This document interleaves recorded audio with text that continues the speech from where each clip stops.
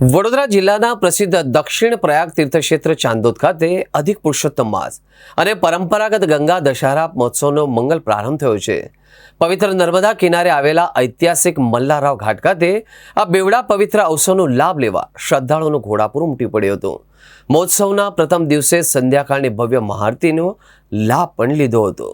પવિત્ર અધિક પુરુષોત્તમ માસ અને ગંગા દશહરા મહોત્સવના પ્રારંભ સાથે જ દક્ષિણ પ્રયાગ ગણાતું ચાંદોદ તીર્થક્ષેત્ર અત્યારે આધ્યાત્મિક રંગે રંગાયું છે।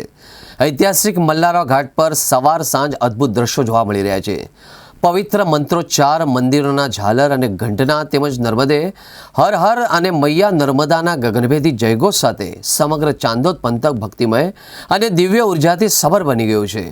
સાંજના સમયે ઘાટ પર થતી મહાઆરતી શ્રદ્ધાળુઓ માટે આકર્ષણનું કેન્દ્ર પણ બની છે, જેમાં હજારો દીવડાઓના પ્રકાશથી નર્મદા મૈયાનું સ્વરૂપ ઝળહળી ઉઠ્યું છે। અધિક માસમાં નર્મદા સ્નાન અને પૂજનનું અનંત ઘણું પુણ્ય પણ મળતું હોવાથી ચાલુ વર્ષે ભક્તોમાં ભારે ઉત્સાહ પણ છે। શરૂઆતના દિવસોમાં જ અહીં હજારોની મેદની પણ જોવા મળી છે, ત્યારે આગામી દિવસોમાં પણ સમગ્ર ગુજરાતભરમાંથી લાખો શ્રદ્ધાળુ ચાંદોદ અને કરનાળીના પવિત્ર ઘાટ પર ઉમટી પડે તેવી પ્રબળ સંભાવના પણ છે।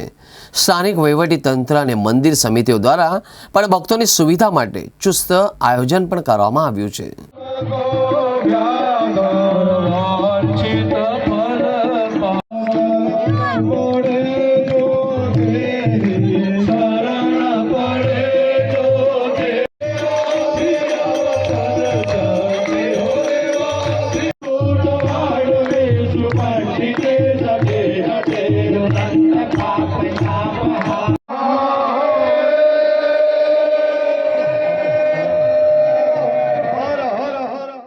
દર વર્ષે પ્રતિવર્ષ જેઠ સુદ એકમથી દસમ સુધી આવતો આ ગંગા દશહરાનો ઉત્સવ એ નર્મદા કાંઠાના દરેક ગામોમાં બહુ ધૂમધામથી ઉજવાતો હોય છે।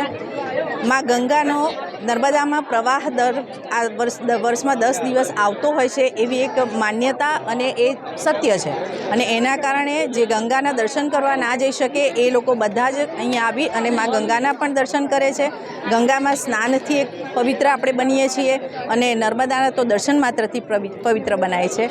આ ચાણોદ એટલે તીર્થભૂમિ કહેવાય છે, અને એમાં છેલ્લા 65 વર્ષથી પ્રતિ સંધ્યાકાળે કોઈ પણ પરિસ્થિતિ હોય, વરસાદ હોય, શિયાળો હોય, ઉનાળો હોય, પણ એ નિરંતર સંધ્યા આરતીનું આયોજન અહીંના બ્રાહ્મણોના દ્વારા થાય છે, અને એનો સાક્ષી દરેક લોકો બને છે, એના દર્શનાર્થે લોકો આવે છે।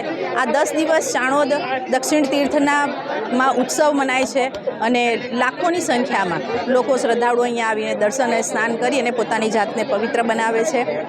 એમાંય આ વર્ષે સવિશેષ આજથી શરૂ થતો અધિક માસ છે, અને અધિક માસ અને ગંગા દશહરાનો આ સંગમ એ દરેક શ્રદ્ધાળુઓને સવિશેષ ખૂબ સરસ લાભ અપાવશે, ફાયદાકારક નીવડે।